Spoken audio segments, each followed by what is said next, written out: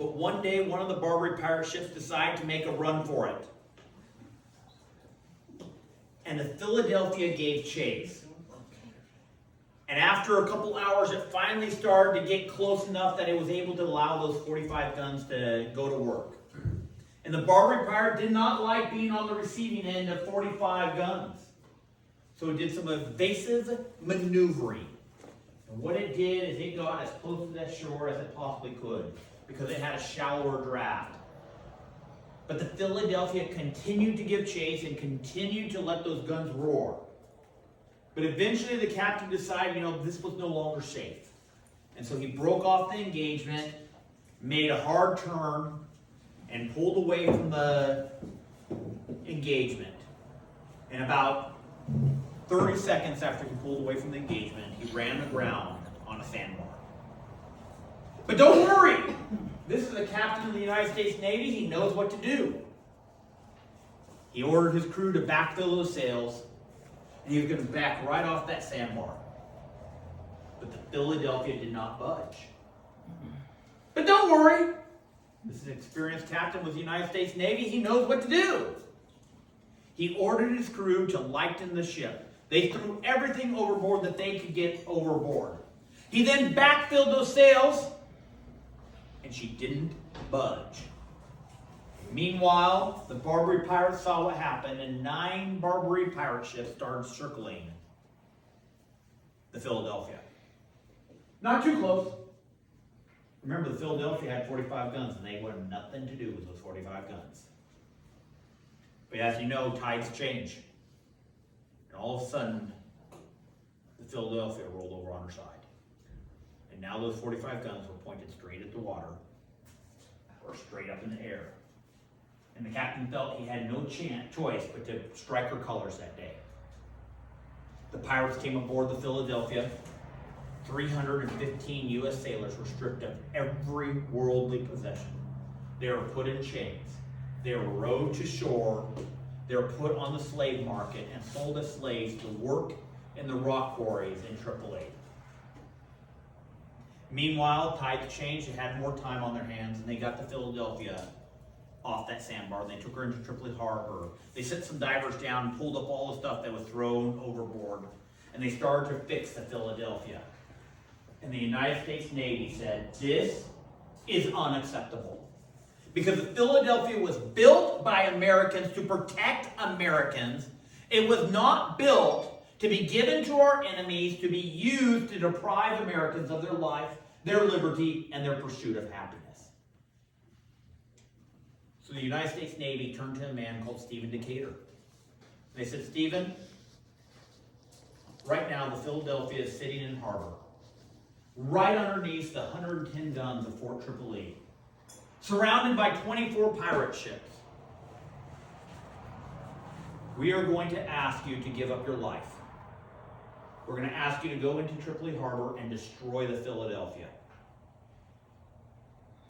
Do whatever you can, but you got to destroy it, because we cannot afford to allow the Philadelphia to fall into our enemies' hands and to be used by our enemies to deprive a single American of their life, their liberty, their pursuit of happiness.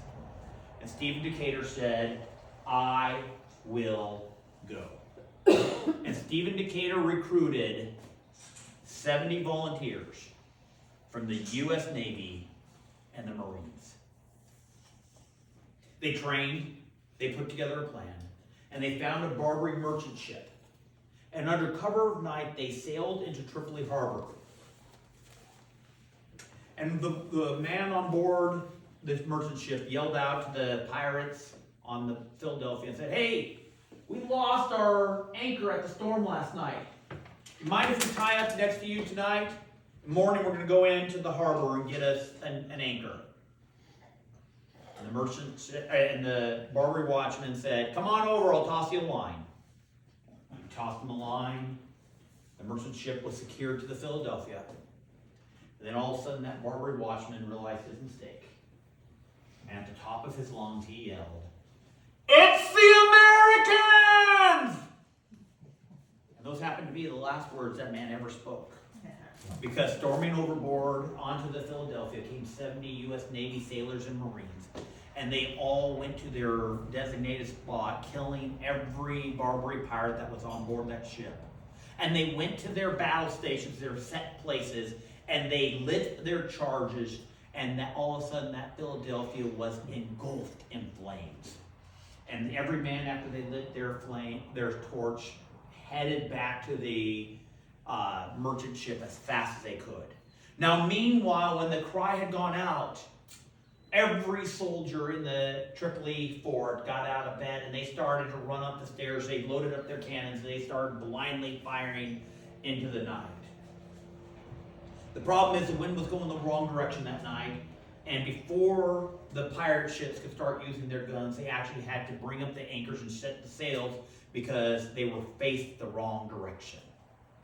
And because Stephen Decatur and his men were so well prepared, they executed so flawlessly, they all managed to get back on board that merchant ship, and they sailed out of that harbor that night without a loss of a single U.S. Navy sailor or Marine. SEAL Team 6. Thomas Jefferson. Stephen Decatur all understood a basic fundamental principle that our constitutional rights are not to be purchased with gold or silver, but they, in order to be preserved, they must be fought for. If you haven't figured out over the last couple years, our constitutional rights have been trampled on. And I have been on the forefront of fighting for your constitutional rights. Over 30 lawsuits I've been involved in the last 2 years fighting for your constitutional rights, whether it's at the county level, the state level, or at the federal level. When Gavin Newsom shut down our churches, I sued. When he shut down our schools, I sued. When he shut down our businesses, I sued. When he shut down our beaches, I sued. And when he shut down our state capitol, from preventing you from standing up and peaceably assembling and petitioning your government, I sued. When Joe Biden decided to use a OSHA to mandate vaccines, I sued. And over the last 2 years, I have taken 4 cases to the United States Supreme Court, and we won all 4 of them.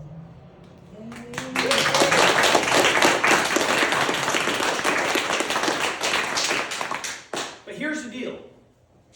We live in a republic. What is a republic?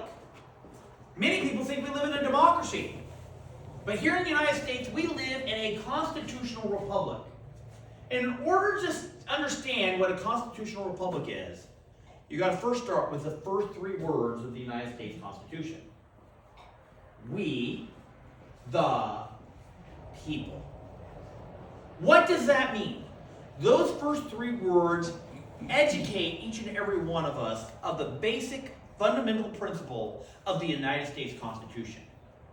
And that is that the United States is based upon the principle that we are a self-governing people. Now, what does the word self-government mean? That's not a term that we use every day. But I can tell you, while you may not understand the dictionary definition of self-governing people, it is a principle that's so fundamental, every 2-year-old in the world understands it. Don't believe me? Tell a 2-year-old to go take a nap. And they will express their right of self-government. Put in front of a 2-year-old a plate of broccoli and a chocolate chip cookie and tell them they can't touch the chocolate chip cookie until they finish the broccoli. And they will express to you their right of self-governance. That is the basic fundamental principle of being an American. This is the reason why people from all over the world want to be in America. It's what sets us apart from every country. The principle that we, the people, have a right of self-governance. Just last week, I was sharing the stage with a couple professors, and we were talking about COVID, and they do international law, and they were talking about the problems of the United States of America. It's like, no, This is what makes us so special. Our right of self-governance that the politicians can't trample on is why people want to live here. That is why we are different. That is why we are the city set upon the hill. It is the very fact that they're bemoaning, which is what makes us so special and unique. Now, that right of self-governance is not absolute. Just like a 2-year-old doesn't always have the option of choosing when they take a nap, so too, we the people have yielded to the government the ability to pass laws that govern us. But it must be by our duly elected representatives. That's what our Constitution says. That's what our Declaration of Independence is founded upon.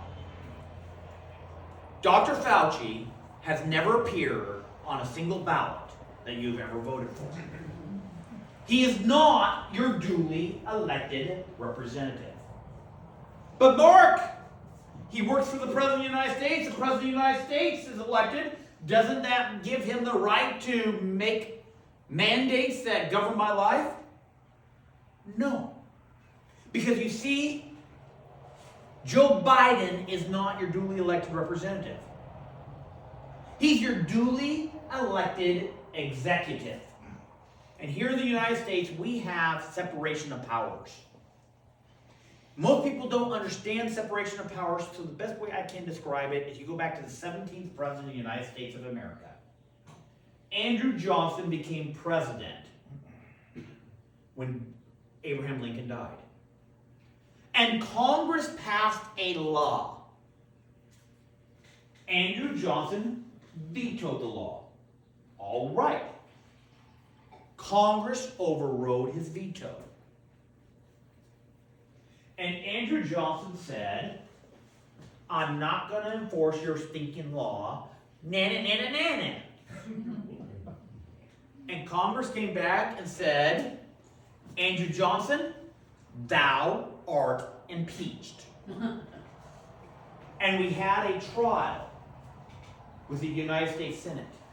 And if it had not been that the Republican Party nominated Ulysses S. Grant to be the next president of the United States, Andrew Johnson would have been impeached.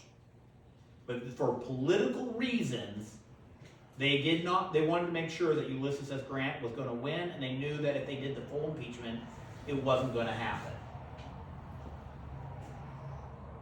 That is what separation of powers is. Your public health officer is not your duly elected representative. Your state public health officer is not your duly elected representative. Gavin Newsom is not your duly elected representative. Dr. Fauci, OSHA, or even Joe Biden. It is your congressman and your U.S. senator who are to pass the laws that govern you on the federal level. It is your state senate and state assemblymen who are supposed to pass the laws that govern you in the state. It is your county supervisor who passes the laws, the ordinances that affect you on a county level. It is not mandates by unelected bureaucrats. Now, as I said, I have brought over 30 lawsuits in counties, states, and federal government, fighting for your constitutional rights. And the number one argument I should make in every single case is this. According to my Constitution, it says that I am guaranteed a Republican form of government. This mandate is not passed by my duly elected representative. And as such, it cannot be enforced against me. Your Honor, tell the government to go suck it in this case. That should be my argument. But over 100 years ago, the Supreme Court ruled that guarantee in the Constitution of a Republican form of government, they say, is a non-judiciable issue, which means they will not enforce a Republican form of government. They say that the only people who are able to protect your Republican form of government is your congressman and your senator. Which is why, in order to continue my fight for your constitutional rights, I have decided that I have to take my fight from the courthouse to the U.S. Capitol. But Mark, you live in California, the home of the fruits, the nuts, the flakes. Oh, you want me to name names? Yeah. Nancy Pelosi. Gavin Newsom. Or how about Shifty Shift Adam Schiff? Mark, don't you understand that California is the most liberal state in the union? Don't you understand that you have no chance of winning here in the state of California? To which I reply, balderdash. California is nowhere near the most liberal state in the union. Nowhere near. I'm not saying that. This comes straight out of Gallup polls. Every year, Gallup summarizes all the polling that they do. They summarize it by state, and they pull out your party preference. Instead, they just look at your ideology. Pulling party out of the arguments, California is nowhere near the most liberal state in the union. In fact, California is a purple state. And what Gallup polls show is that 29% of Californians are communists, Marxists, socialists, totalitarians, authoritarians. We often call them Democrats. 29% of Californians are conservatives, liberty-loving, constitutionalists. We often call these people Republicans. 42% of Californians simply want government out of their lives. But Mark, look at the elections. What's going on? We have the most liberal politicians. Well, the other day I was talking to Ted Cruz. What Ted Cruz told me is that if Republicans and conservatives in California voted like conservatives and Republicans did in Texas or Florida, it'd be worth 15 points. If we gave to our Republican candidates, if we volunteered for our Republican candidates, and if we showed up and voted for our Republican candidates like they do in Texas or Florida, our elections would be 15 points closer. We are not this overwhelming liberal state. We are just acting like we are, and we're losing the battle before we even start. You see, in 2018, I was your Republican candidate for Secretary of State. And I got 4.4 million votes. But I lost by 3 million votes. But there were 4.5 million voters in the state of California. 4.5 million voters in the state of California who were registered to vote, knew it was their civic duty to vote, but they simply stayed home. Look at the recall election that we just had. Over 3 million registered Republicans who didn't vote. Over 2.2 million people who voted for Donald Trump in 2020 didn't vote. Over 2.5 million Hispanics, most of which who wanted Gavin gone, didn't vote. 75% of the evangelical Christians didn't vote. Gavin Newsom is not in office right now because he's popular. He's actually so unpopular, he had to spend $100 million to keep his job. And we, the people, allowed him to keep his job because we decided that it was too much of a difficult thing to take the ballot that was sitting on our dining room table and answer two questions. Should Gavin Newsom be impeached, or should he be recalled? And if so, who should replace him? Two questions. Now, all those numbers that I mentioned, you can't add them up. There's a lot of overlap. We call it a Venn diagram. But there's more than enough Californians that if we simply got our people out to vote, we could win. Now, we are here today because we want to make a change. We're tired of being labeled losers. We actually would like better government. We used to be the best business environment in the nation. We used to have the best schools. And now we are the laughing stock of the nation. The crazy Californians. Well, that can change. But it can only change if we are willing to surf the wave. You know, the waves are coming. But the only way you surf the waves is you swim out there and get on that wave. Now here's the deal. Our Republican Central Committee right here in Lake County needs to buy a surfboard. They need to buy a big surfboard so that they can get on that wave and surf it in. So that they can help the local candidates. They can help state and assembly candidates. They can help statewide candidates like me. And the bigger the surfboard they buy, the more candidates they're going to be able to help surf that wave on. Now, there are 5 elements of this red wave that's going to hit California in 2022. And I'm going to spend the time right now, and we're going to talk about these 5 elements. And while I talk about these 5 elements, Chris is going to hand you a contribution envelope for the Central Committee. This is your opportunity to help the Central Committee buy a surfboard to surf the red wave in 2022. Now, as I said, there are 5 elements of this red wave of 2022. And I'm going to make sure, I'm going to drill this into you over the next couple of minutes. I'm going to drill it into you, make sure you understand the 5 elements of the red wave.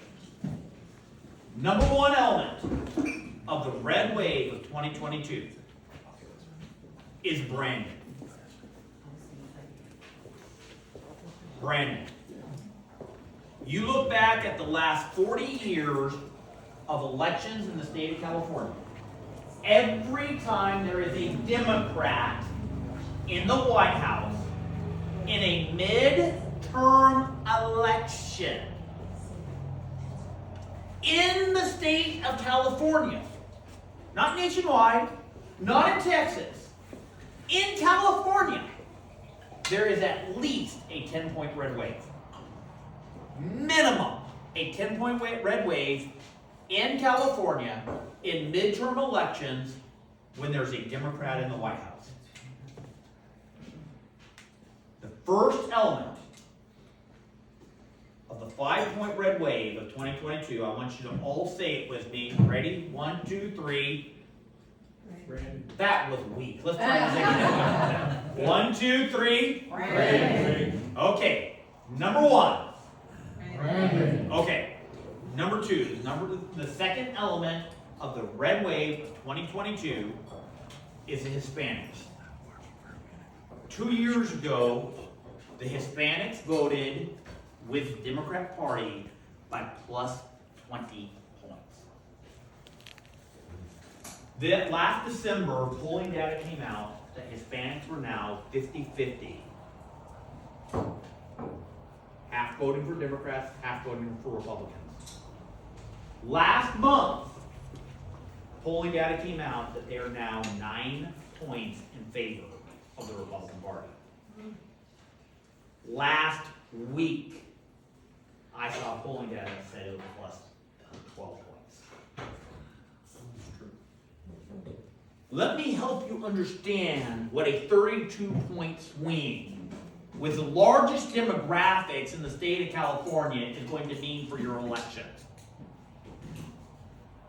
Right now, there are 11 United States congressmen in the state of California that are of the Republican Party. If the Hispanic vote has truly shifted 32 points among the largest demographics, it means this November we will be electing 30 Republican congressmen. The majority. Okay? This is not a small change. Here's the deal, though. We saw in the recall of Gavin Newsom that 54% of Hispanics wanted Gavin gone. 54%. But 62% voted to keep him. Why? Because there was 2.5 million Hispanics who were registered to vote, who did not want Gavin Newsom elected, who had voted in the 2020 election, but nobody came to their door and encouraged them to vote for the Republicans. And so they did not vote. If we're going to take our state back, we're going to have to build a ground game that goes out and knocks the doors of our Hispanic community and encourage them that their values are our values and that our values are their values. That's going to take the effort of a central committee. And this is just one of the reasons why we need to make sure that the central committee can have the largest surfboard possible, because it takes a lot of effort to build a ground game to get out there and make sure that we get into all these neighborhoods and we reach these people who are looking for better government, understands that the Democrat Party is no longer servicing them. Let's go through the list. Number 1, say it with me. Number 2. That was kind of weak. Are you guys that tired? Let's try this again. Number 1. Rain. Number 2. Hispanics. Number 3. Mama Bears. You guys may have seen what happened. You may have seen what happened in San Francisco a couple weeks ago. How about what happened in Virginia back in November? You see, Virginia was supposed to be a 5-point red wave because Biden was in the White House. It's supposed to be about 5-point red wave. It ended up being a 13-point red wave because Mama Bears understood that unelected bureaucrats in D.C. had more say over their children's education than they did. They, because of COVID, had to be more involved with their kids' education. And they understood that the school system is failing their children and not preparing them for the future. And so they have become engaged. Mama Bears have understood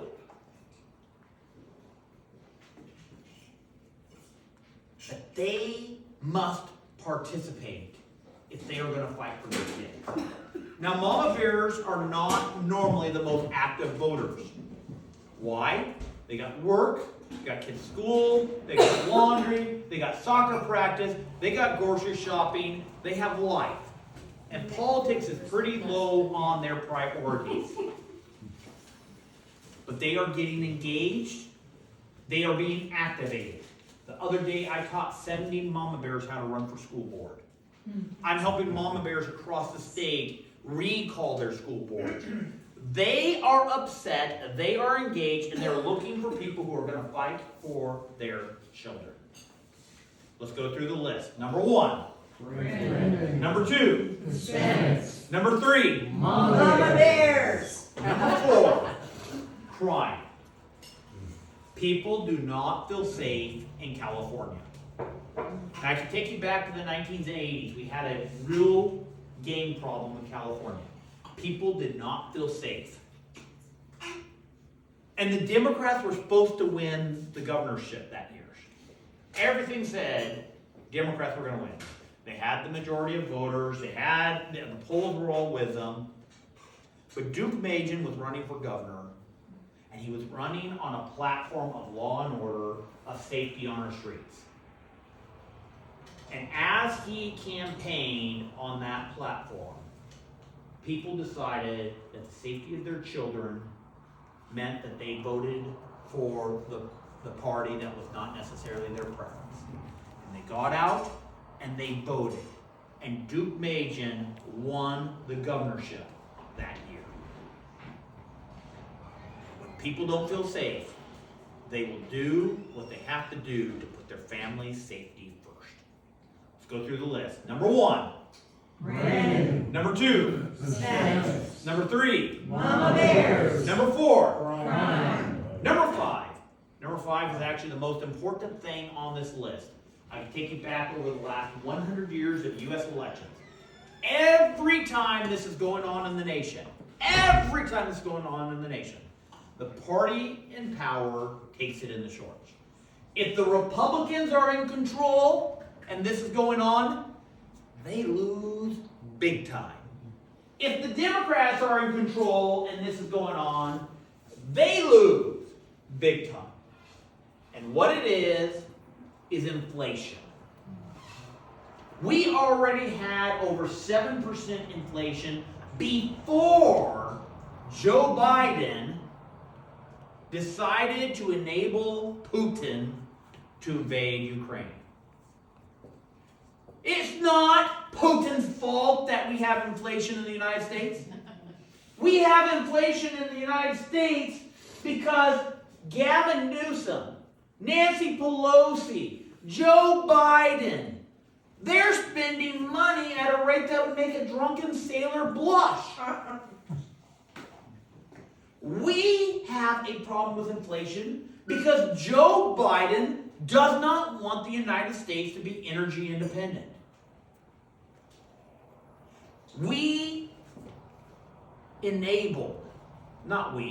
Joe Biden enabled Putin to invade Ukraine when he couldn't defend his own borders from drug smugglers and human traffickers. And I don't know if you heard this week, but Joe Biden's budget now has $150 million that he wants to give to his attorney crony friends so that they can defend drug smugglers and human traffickers in immigration court here in the United States. Because Joe Biden's failure in Afghanistan, he enabled Putin to come pretty close to starting World War III. It's not Putin's fault we have inflation, it's Joe Biden's fault that we have inflation. And the people of the United States understand it. And it is because of that that Joe Biden and the 50-50 Senate and the Democrat-controlled House, their days are numbered. Because we the people understand what a failure the Democrat policies are. And there's about ready to be a red wave that's going to hit the state of California.